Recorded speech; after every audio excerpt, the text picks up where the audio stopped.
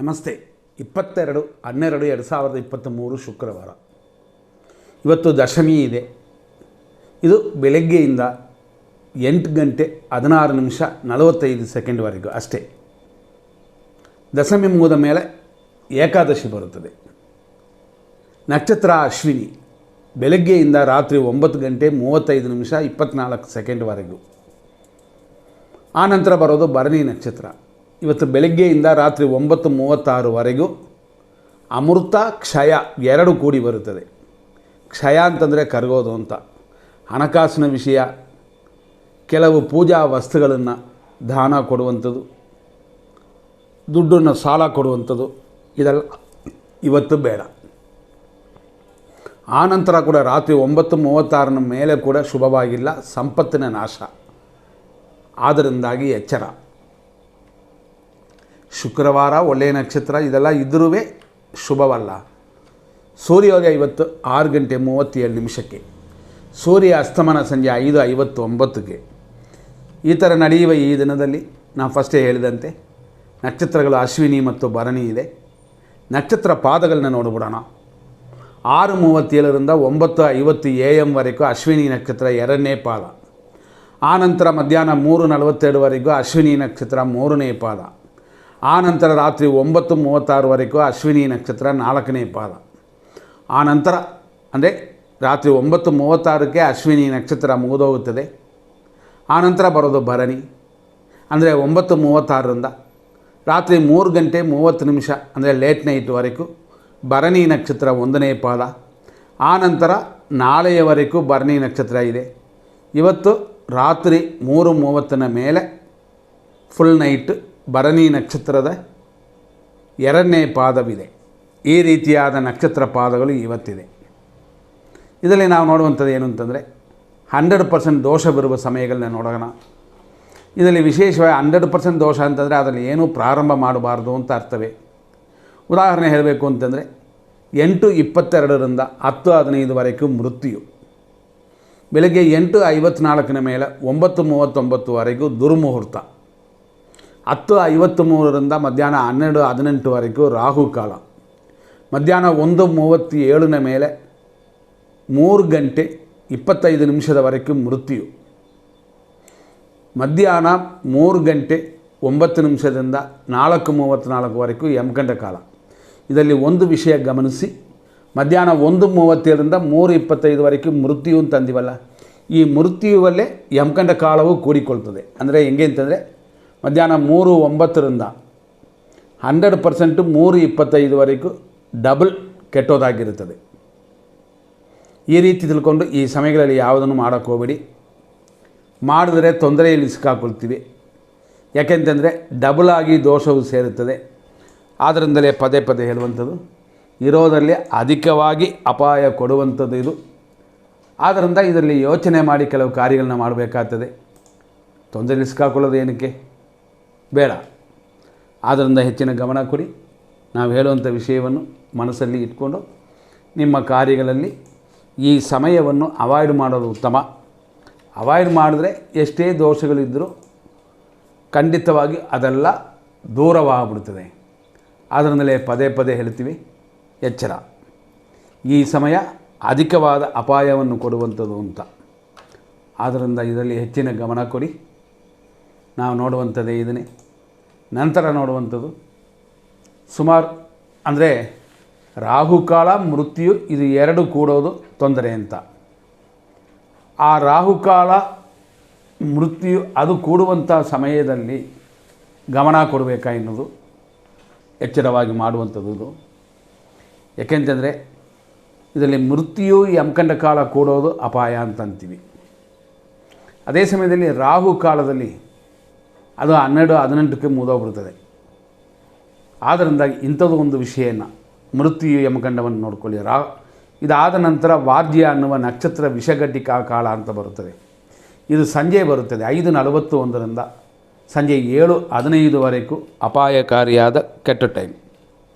ಇದನ್ನು ನೋಡಿಕೊಂಡು ಈ ಸಮಯದಲ್ಲಿ ತೊಂದರೆಗಳನ್ನೆಲ್ಲ ಅವಾಯ್ಡ್ ಮಾಡ್ಕೊಳ್ಳಿ. ಇರೋದಲ್ಲಿ ಒಳ್ಳೆಯ ಟೈಮು ಅಂತಂದರೆ 6:37 ಬೆಳಗ್ಗೆಯಿಂದ 8:20, 10:17 AM ರಿಂದ 10:51, 12:20ರಿಂದ 1:35 ಮಧ್ಯಾಹ್ನ, ಸಂಜೆ 4:36ರಿಂದ 5:39 ಸಾಯಂಕಾಲ, ಮತ್ತು ಸಂಜೆ 7:17ರಿಂದ ದಿನ ಪೂರ್ತಿ ಚೆನ್ನಾಗಿರುತ್ತದೆ. ಅದರಲ್ಲಿ ಪರ್ಟಿಕ್ಯುಲರ್ ಟೈಮನ್ನು ನಾವು ಉಪಯೋಗಿಸ್ಕೋಬೇಕು. ಇದರಲ್ಲಿ ನಾವು ಮತ್ತಷ್ಟು ವಿಶೇಷಗಳಲ್ಲಿ ಏನೆಲ್ಲ ಇರುತ್ತದೆ ಹಂಗೆ ಅಂತ ನೋಡೋಣ. ಮೇಯ್ನಾಗಿ ನಾವು ನೋಡೋದು ಏನು ಅಂತಂದರೆ ಕೆಲವು ವಿಷಯಗಳು, ಅಂದರೆ ವಿಶೇಷವಾಗಿ ಗುರು ಹೊರೆ, ಶುಕ್ರ ಹೊರೆ, ಅಭಿಜಿತ್ ಮುಹೂರ್ತ ಇಂಥದನ್ನೆಲ್ಲ ನಾವು ಚೆಕ್ ಮಾಡೋಣ. ಅದರಲ್ಲೂ ಒಳ್ಳೆಯ ಟೈಮು ಕುಡಿದ್ರೆ ಇನ್ನಷ್ಟು ಚೆನ್ನಾಗಿರುತ್ತದೆ. ಉದಾಹರಣೆ ನೋಡಿದ್ರೆ ಇವತ್ತು ಬುಧ ಹೊರೆ 7:34ರಿಂದ 8:31ವರೆಗಿದೆ. ಇದರಲ್ಲಿ 7:34ರಿಂದ 8:20ವರೆಗೂ ಶುಭವಾಗಿದೆ. ಇದಾದ ನಂತರ ಇನ್ನೊಂದು ಒಳ್ಳೆಯ ಸಮಯವನ್ನು ಹುಡ್ಕೋಣ. ಈ ಸಮಯದಲ್ಲಿ ಬರುವಂಥದ್ದು ಗುರು ಹೊರೆ. ಗುರು ಹೊರೆ 10:24ರಿಂದ 11:21ವರೆಗಿದೆ. ಇದರಲ್ಲೇ ನಾವು ನೋಡ್ತೀವಿ 10:24 ಮೇಲೆ 10:51ವರೆಗೂ ಶುಭವಾಗಿದೆ. ನಾವು ಹೇಳಿರೋದೇನು, 10:24ರಿಂದ 11:21ವರೆಗೂ ಗುರು ಇದೆ ಅಂತಂದಿವಿ. ಆದರೂ ಅದರಲ್ಲಿ ಇರುವ ಆ ಕಡೆ ಈ ಕಡೆ ಇರುವ ವಿಷಕಾಲ, ಸ್ವಲ್ಪ ತೊಂದರೆಗಳಿರುವುದನ್ನೆಲ್ಲ ಕಟ್ ಮಾಡಿ ಕೊಟ್ಟಿರುವ ಸಮಯವೇ 10:24ನ ನಂತರ, ಖಂಡಿತವಾಗಿ 10:50 ಒಳಗಡೆ ಗುರು ಹೊರೆಯಲ್ಲಿ ಗುರು ಪ್ರಾರ್ಥನೆ, ಗುರುಕ್ಕೆ ಪರಿಹಾರಗಳು, ಪೂಜೆಗಳು ಇಂಥದ್ದೆಲ್ಲ ನೀವು ಮಾಡಬಹುದು. ನಂತರ ನೋಡುವಂಥದ್ದು ಅಭಿಜಿತ್ ಮುಹೂರ್ತ. ಈ ಅಭಿಜಿತ್ ಮುಹೂರ್ತ 11:55ನ ಮೇಲೆ 12:41ವರೆಗಿದೆ.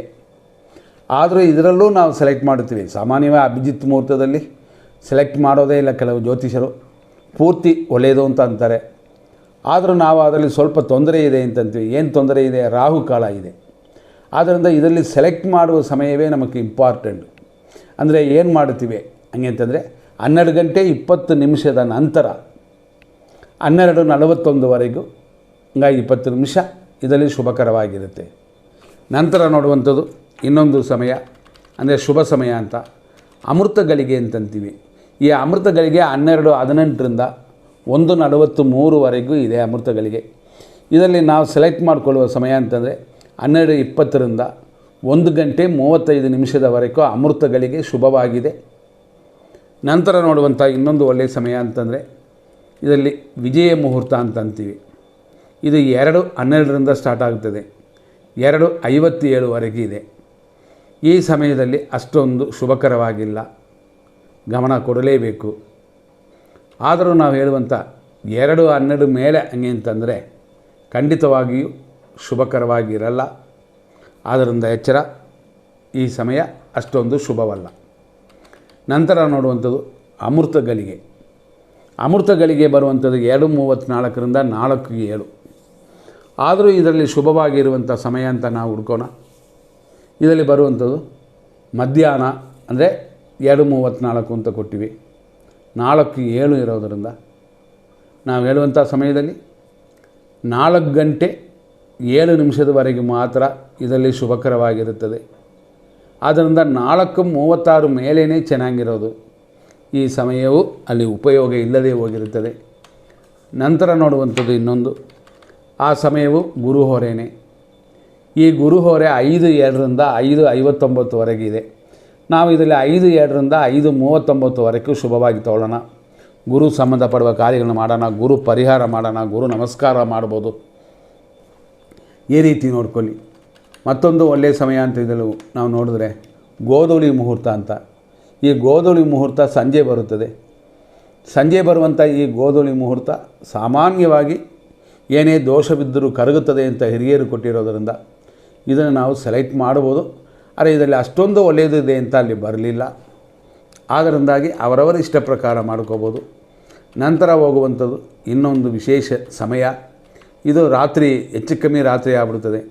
ಇದನ್ನು ಬುಧ ಹೊರೆ ಅಂತಂತೀವಿ. ಇದು ರಾತ್ರಿ 9:09 ಮೇಲೆ ಬರುತ್ತದೆ. ಹಂಗಾಗಿ 9:09ರಿಂದ 10:12ವರೆಗೂ ಬುಧ ಹೊರೆ. ಕೆಲವರು ಎಕ್ಸಾಮ್ ಟೈಮು ಬೇರೆ ಏನೋ ಇರುತ್ತೆ, ಟೆಸ್ಟ್, ಇದಕ್ಕೆಲ್ಲ ಬರೀಬೋದು, ಓದಬಹುದು.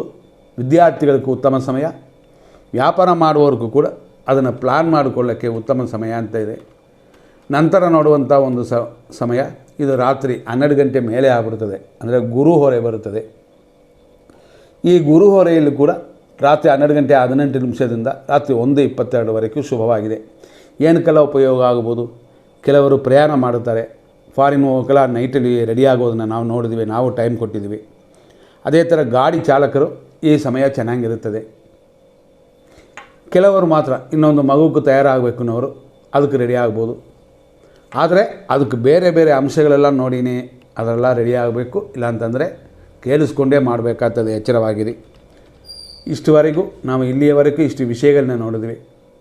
ಇದರಲ್ಲಿ ನಾವು ನೋಡುವಂಥದ್ದು ಇನ್ನೊಂದು ವಿಷಯ ಬ್ರಹ್ಮ ಮುಹೂರ್ತ ಅಂತ. 4:56 ಬೆಳಗಿನ ಜಾವದಿಂದ 5:47 ಇವತ್ತು ಬ್ರಹ್ಮ ಮುಹೂರ್ತ ಶುಭಕರವಾಗಿದೆ ಅಂತ ಖಂಡಿತವಾಗಿ ಇದನ್ನು ಉಪಯೋಗಿಸ್ಕೋಬೋದು. ಯಾಕೆಂತಂದರೆ ಶುಭವಾಗಿರೋದ್ರಿಂದ. ಆನಂತರವೂ ಕೂಡ ಅಂದರೆ 5:03 6:38 ಅಮೃತ ಇದೆ. ಹಂಗಾಗಿ ಇವತ್ತಿನ ಬ್ರಹ್ಮ ಮುಹೂರ್ತವು ಅಮೃತವು ಕೂಡಿ ಬರುತ್ತದೆ. ಇದು ಶುಭಕರವಾಗಿರುತ್ತೆ ಅಂತ ನಾವು ಲೆಕ್ಕಕ್ಕೆ ತೊಗೋಬೋದು. ಅಂದರೆ ಬ್ರಹ್ಮ ಮುಹೂರ್ತ ಮಾತ್ರ. ಆದರೆ ಬಂದಿರುವಂಥ ನಕ್ಷತ್ರ ಶುಭವ ಅಂತಂದರೆ ಸಂಪತ್ತಿನ ವಿಷಯವಲ್ಲ, ಪೂಜಾ ಕಾರ್ಯಗಳಿಗೆ ಉತ್ತಮ ಸಮಯ. ಸಂಪತ್ತಿನ ಆಸ್ತಿನ ಮತ್ತು ಹಣಕಾಸಿನ ವಿಷಯನ ಪ್ಲಾನ್ ಮಾಡೋಕ್ಕೆ ಇದು ಶುಭವಾಗಿಲ್ಲ. ನಾವು ಇಷ್ಟು ವಿಷಯಗಳನ್ನ ನೋಡಿದ್ವಿ. ಅಶ್ವಿನಿ ನಕ್ಷತ್ರ ಕೂಡ ಕ್ಷಯ, ಆಮೇಲೆ ಬರುವಂಥ ಭರಣಿ ನಕ್ಷತ್ರ ಕೂಡ ಸಂಪತ್ತಿನ ನಾಶ, ಎಲ್ಲ ರೀತಿಯಲ್ಲೂ ದೋಷ ಇರೋದರಿಂದ ಇದನ್ನು ಅವಾಯ್ಡ್ ಮಾಡೋದು ಉತ್ತಮ ಇವತ್ತಿನ ದಿನವನ್ನು. ಆದರೆ ಇಲ್ಲಿ ತಾರಾಬಲ ಮತ್ತು ಚಂದ್ರಬಲವನ್ನು ನೋಡೋಣ. ಎಮರ್ಜೆನ್ಸಿಗೆ ಕೆಲವರಿಗೆ ಹೆಂಗಿರುತ್ತೆ ಅಂತ ನೋಡುವಂಥದ್ದೇ ಈ ವಿಷಯ. ಆ ಎಮರ್ಜೆನ್ಸಿಯಲ್ಲಿ ಅಶ್ವಿನಿ ನಕ್ಷತ್ರ ಮೇಷರಾಶಿಯವರಿಗೆ ಇವತ್ತು ಹೆಂಗಿದೆ ಅಂತಂದರೆ ಜನ್ಮತಾರೆ ಇದೆ, ಇದು ರಾತ್ರಿಯವರೆಗೂ. ಶರೀರ ಸುಖವಿದೆ, ಪರವಾಗಿಲ್ಲ. ನಂತರ ನೋಡುವಂಥದ್ದು ಭರಣಿ ನಕ್ಷತ್ರ ಮೇಷರಾಶಿಯವರಿಗೆ ಇವತ್ತಿನ ದಿನ ಪ್ರಕಾರ ಪರಮ ಮಿತ್ರಧಾರೆ ಇದೆ, ಶರೀರ ಸುಖವಿದೆ, ಪರವಾಗಿಲ್ಲ ನಿಮಗೆ. ಅಂದರೆ ಹಣಕಾಸಿನ ವಿಷಯ ಎಲ್ಲ ಮಾಡೋಕ್ಕೆ ಹೋಗಬೇಡಿ. ಕೃತಿಕಾ ನಕ್ಷತ್ರ ಮೇಷರಾಶಿ, ನಿಮಗೆ ಈ ದಿನದಲ್ಲಿ ಮಿತ್ರಧಾರೆ ಇದೆ, ಶರೀರ ಸುಖವಿದೆ. ಕೃತಿಕಾ ನಕ್ಷತ್ರ ವೃಷಭ ರಾಶಿ, ಮಿತ್ರಧಾರೆಯು ವ್ಯಯವಿದೆ, ಪರವಾಗಿಲ್ಲ. ರೋಹಿಣಿ ನಕ್ಷತ್ರ ವೃಷಭ ರಾಶಿ, ಟೆನ್ಷನ್ ಉಂಟು, ವ್ಯಯ ಉಂಟು, ಎಚ್ಚರವಾಗಿ ಮೇಂಟೈನ್ ಮಾಡಿ. ಮೃಗಶೀರ್ಷ ನಕ್ಷತ್ರ ವೃಷಭ ರಾಶಿ, ಅನುಕೂಲವಿದೆ. ರಾತ್ರಿಯವರೆಗೂ ಸ್ವಲ್ಪ ವ್ಯಯಗಳಿದೆ, ಕಂಟ್ರೋಲ್ ಮಾಡಿಕೊಳ್ಳಿ.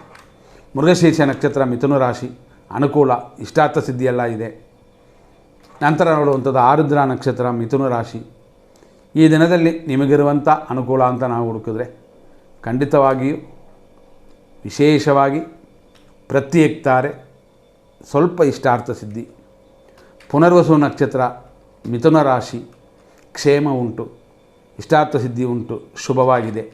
ಪುನರ್ವಸು ನಕ್ಷತ್ರ ಕರ್ಕಾಟಕ ರಾಶಿ, ಕ್ಷೇಮವು, ಕೆಲಸ ಕಾರ್ಯದಲ್ಲಿ ಅಭಿವೃದ್ಧಿಯು ಉಂಟು. ನಂತರ ನೋಡುವಂಥದ್ದು ಪುಷ್ಯ ನಕ್ಷತ್ರ ಕರ್ಕಾಟಕ ರಾಶಿ, ಸರಿಯಾಗಿ ಇಲ್ಲ ದಿನ. ಗಾಡಿಗಳಲ್ಲಿ ಮೆಟ್ಲತ್ತವರೆಲ್ಲ ಎಚ್ಚರವಾಗಿರಬೇಕು. ನಂತರ ಆಶ್ಲೇಷ ನಕ್ಷತ್ರ ಕರ್ಕಾಟಕ ರಾಶಿ, ಸಂಪತ್ತಿನ ದಿನವಿದು. ಕೆಲಸ ಕಾರ್ಯದಲ್ಲಿ ಅಭಿವೃದ್ಧಿ ಉಂಟು, ಶುಭಕರವಾಗಿದೆ.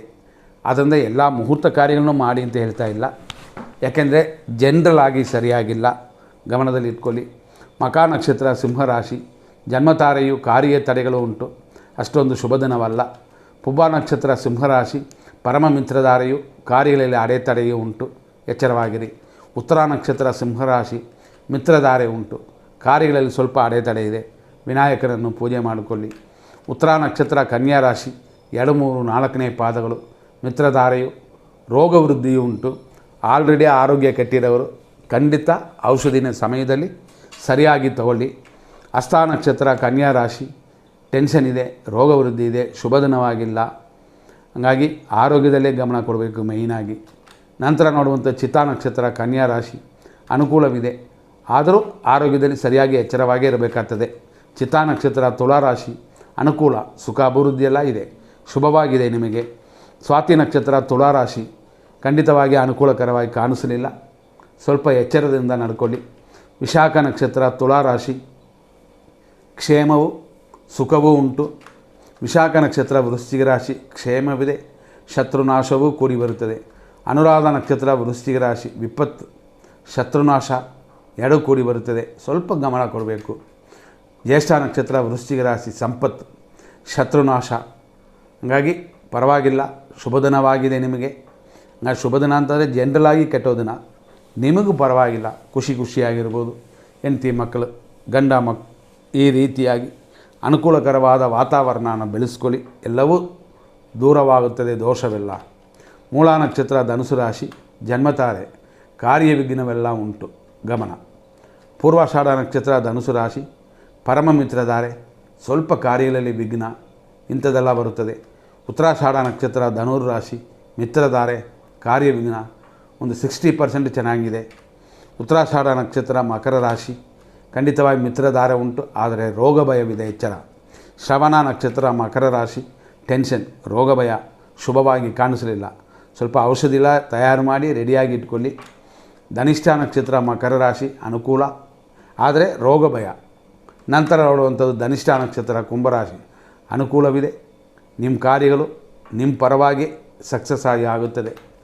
ಶತಭಿಷ ನಕ್ಷತ್ರ ಕುಂಭರಾಶಿ, ಪ್ರತ್ಯೇಕ್ತಾರೆ, ಅನುಕೂಲವಿಲ್ಲದ ದಿನವಿದು, ದ್ರವ್ಯ ಲಾಭಗಳು ಉಂಟು. ಪೂರ್ವ ಭಾದ್ರಪದ ನಕ್ಷತ್ರ ಕುಂಭರಾಶಿ, ಕ್ಷೇಮವು ದ್ರವ್ಯ ಲಾಭವೂ ಉಂಟು, ಶುಭವಾಗಿದೆ. ಪೂರ್ವ ಭಾದ್ರಪದ ನಕ್ಷತ್ರ ಮೀನರಾಶಿ, 4ನೇ ಪಾದ, ಕ್ಷೇಮವಿದೆ, ಧನಹಾನಿಯೂ ಇದೆ. ಉತ್ತರ ಭಾದ್ರಪದ ನಕ್ಷತ್ರ ಮೀನರಾಶಿ, ವಿಪತ್ತಿದೆ, ಧನಹಾನಿ ಇದೆ, ಆಸ್ಪತ್ರೆ ಖರ್ಚುಗಳು, ಬೇಡದ ಖರ್ಚುಗಳೆಲ್ಲ ಒಂದು ಸೇರುತ್ತದೆ, ಅವಾಯ್ಡ್ ಮಾಡಿಕೊಳ್ಳಿ. ರೇವತಿ ನಕ್ಷತ್ರ ಮೀನರಾಶಿ, ಸಂಪತ್ತು ಉಂಟು, ಅದೇ ಸಮಯದಲ್ಲಿ ಧನಹಾನಿಯೂ ಇದೆ. ಆದ್ದರಿಂದಾಗಿ ಇರುವಂಥದ್ದನ್ನು ಭದ್ರವಾಗಿಟ್ಕೊಳ್ಳಿ. ಇವತ್ತು ವ್ಯವಹಾರ, ದುಡ್ಡನ್ನ ವ್ಯವಹಾರ ಮಾಡೋಕ್ಕೆ ಹೋಗಬೇಡಿ. ಇಲ್ಲಿಯವರೆಗೂ ನಾವು ಇಷ್ಟು ವಿಷಯಗಳನ್ನ ನೋಡಿದ್ವಿ.